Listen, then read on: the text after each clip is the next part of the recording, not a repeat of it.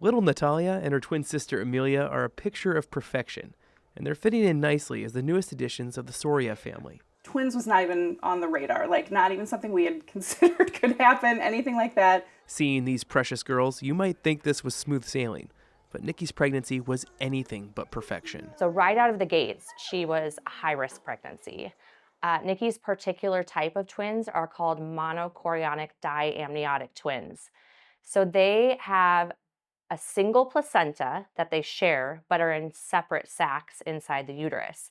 And that type of twinning is very, very high risk. So that means that you have ultrasounds approximately every 2 weeks, just to make sure that there's not unequal sharing of the placenta. Starting at 14 weeks, Nikki and the twins had regular visits with the Avera maternal fetal medicine team. It is coordinated care at its best. And so I was taking care of Nikki as her primary obstetrician, but relying very heavily on the consulting team of maternal fetal medicine specialists. We want healthy mom, healthy baby, healthy babies, whatever it may be. But we all kind of get attached to those patients just because we see them so frequently. So we're just as much invested in their pregnancy as they are. That's how we manage all of our pregnancies. But in this particular situation, it was our key to success, really. The twins and their unique condition made Nikki's pregnancy more high risk, but at 16 weeks, life threw another curveball. That was our first hospitalization. We were there for 4 days where we found out we had placenta previa. Nikki also had a history of 3 prior C-sections, and her placenta appeared to be implanted over her prior scar site. And this is called placenta accreta, and that's where the placenta can attach firmly to the uterine wall and actually grow through the uterus and can be a life-threatening situation. Significantly high risk with those two factors. So we had a lot to deal with in terms of Nikki's pregnancy. It was panic and stress and sadness because we weren't sure at that point if, we could continue the pregnancy, how far we could take the pregnancy, if it would be far enough where they would be okay, what would happen to me, what would happen to them.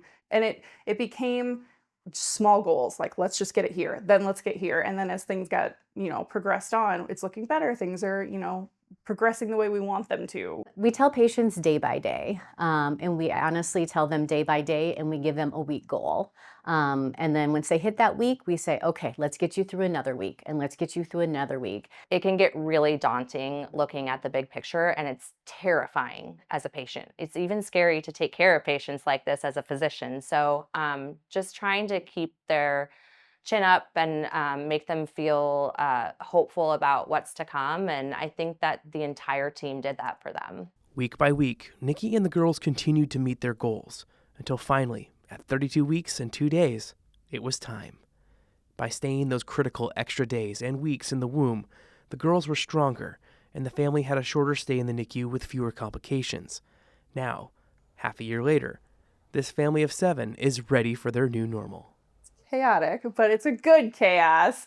I was so worried about 5 before we knew anything crazy was even going on, just how logistically, how do you manage 5 children? But, then when we got hospitalized and told that we could potentially lose them, you don't care about any of that. Like, you'll figure it out. We're going to figure it out. Everything's going to be fine. Just let them get here and let them be okay. And I'm just so grateful that everything worked out the way that it did, that the stress of how we're going to do this kind of goes away. We got 2 beautiful babies out of it, which is a miracle. And that's like the beauty of what we get to do every day as obstetricians. It never gets old. They're good. The siblings all actually get along. I mean, the older kids dote on the babies and love them. And I think they'll hopefully grow up and be close and a tight-knit little herd of children.